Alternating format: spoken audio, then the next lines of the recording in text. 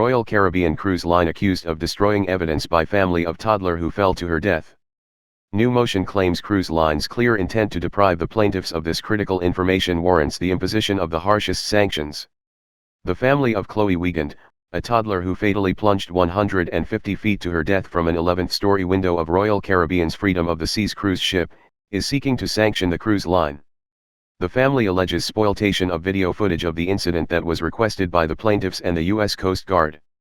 A series of motions filed this week claim Royal Caribbean knowingly and intentionally destroyed critical CCTV footage of the time leading up to the incident, which was fatal to its defense and would have exonerated Chloe's devastated grandfather, Indiana resident Salvatore Anello. The filing claims the cruise line's clear intent to deprive the plaintiffs of this critical information warrants the imposition of the harshest sanctions, including entry of default judgment against Royal Caribbean. Onboard footage of the incident shows Anello alone on the deck with Chloe, who leads him toward the glass sides of the ships. Anello is then seen lifting the toddler up and sitting her down on a wooden handrail before she suddenly falls forward and disappears from view after trying to bang on the glass. "All I know is I was trying to reach the glass and I know that we leaned over to try to have her reach the glass, at that point she slipped," Anello told CBS News in an interview. "Chloe being gone is the worst thing ever, so I'm like, whatever, you know? There's nothing worse that they could do to me than what's already happened." Anello, 51, pleaded guilty to criminally negligent homicide in October in connection to Chloe's death and was sentenced to 3 years of probation Monday by a judge in San Juan. The family argues in the new filing that the incident was preventable due to the fact that Royal Caribbean knew that pool deck windows were a fall hazard for small children, that passengers were sitting, standing and climbing on, over and across railings, that parents placed children on the railings and next to open windows and that, even without being placed by adults, children could still access the windows by climbing the furniture placed right next to the railings. All of this was known because Royal Caribbean's guest conduct policy and crew members warned passengers of these dangers, and there were numerous incidents involving these hazardous circumstances, including one child's near-fall incident merely 2 years before Chloe's death, the filing states. However, Royal Caribbean chose to ignore those prior incidents and known hazards and consequently, this tragedy occurred. In the aftermath of this tragedy, Royal Caribbean's strategy has become apparent. Among the evidence included in the new filings is a declaration from the boat's former chief security officer, Elton Koopman, who said he personally witnessed repeated incidents of fall hazards involving the pool deck windows.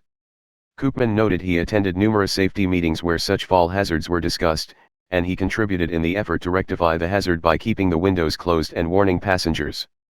According to the filing, both the Wiegand family and the Coast Guard made requests for the closed-circuit television footage surrounding the time of the incident in order to determine who opened the windows and why, and whether it was a crew member who should have been aware of Koopman's warnings. However, the filing claims that Capt. Frank Martinson of Royal Caribbean's Freedom of the Seas ignored the Coast Guard's question as to whether there was CCTV showing who opened the window as well as its request to provide them CCTV footage of the windows being opened.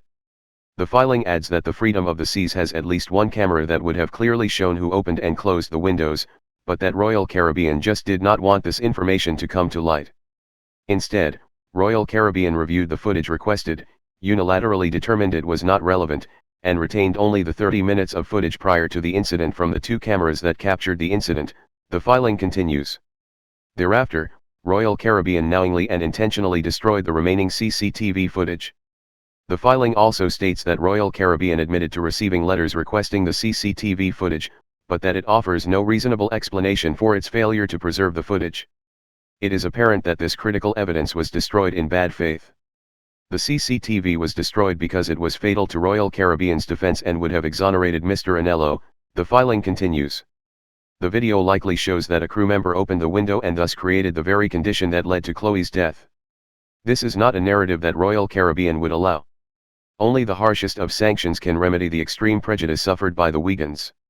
The Wiegand family's attorney, Michael Winkleman, said in a statement that they were pleased that the criminal proceedings have finished and resulted in no jail time and no admission of facts for Chloe's grandfather and that there was not a single piece of evidence to support the argument that Salvatore Anello was aware the window was open.